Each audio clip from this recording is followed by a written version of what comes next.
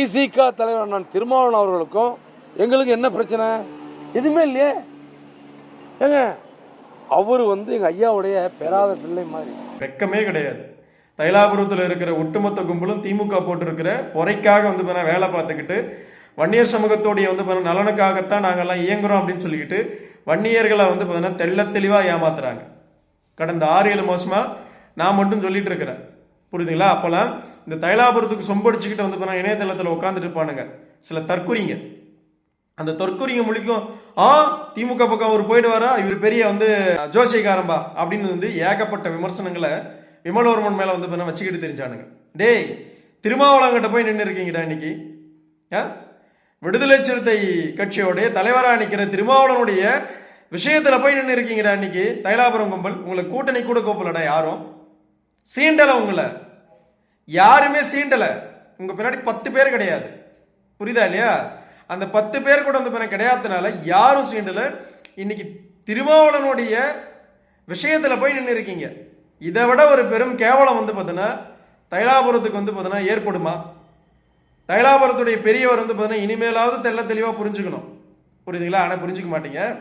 நீங்க வேணும் தான் பண்ணிட்டு இருக்கீங்கிறது எங்களுக்கும் தெரியும், புரியுதுங்களா?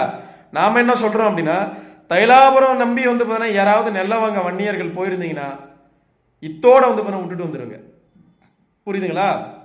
விடுதலை சிறுத்தை கட்சியோடைய திருமாவளவனெல்லாம் தூக்கி பேசுற அளவுக்கு இன்னைக்கு தைலாபுரம் மாறி இருக்கு. இதெல்லாம் 2026 சட்டமன்ற தேர்தலில் திமுக அணியில போய் சேர்வதற்கான எல்லா வேலைகளும் நடந்துட்டு இருக்கு. தைலாபுரம் கும்பல், புரியுதுங்களா? அந்த கும்பல் நம்பி போனீங்க அப்படின்னா ஊர்ல ஒருத்தவங்களை மதிக்க மாட்டான். மானமுள்ள வன்னியர்கள் ஒருத்தர் கூட தைலாபுரத்தில் இருக்கிற நீங்க எல்லாம் யாராவது போய் நின்னீங்க அப்படின்னா ஒருத்தர் கூட மதிக்க மாட்டாங்க. நான் தெளிவா சொல்லிக்கிறேன். தைலாபுரம் கும்பல் ஏதாவது பதவி கொடுத்துட்டாங்க, ஆஹா நம்மளை பெரிய பொறுப்பு கொடுத்துட்டாங்க அப்படின்னு லெட்டர் பேட் வாங்கிட்டு அங்கே போய் உட்காந்துட்டு இருந்தீங்கன்னா அதை தலையை சுற்றி தூக்கி விட்டெறிஞ்சு விட்டு சமூகத்தில் நின்றுடுங்க. இல்லை அப்படின்னா இந்த சமூகத்திலே நீங்களாம் ஒதுக்கி வைக்கப்படுவீங்க, புரியுதுங்களா? மானமுள்ள வன்னியர்கள் உங்களை கேவலப்படுத்திடுவாங்க, பார்த்துக்குங்க. ஏன்னா தைலாபுரம் எடுத்திருக்கிற முடிவுகள் எல்லாம் அதுக்கு பின்னாடி இருக்கிற ஒட்டுமொத்த பேருக்குமே கேவலமான விஷயம்தான்.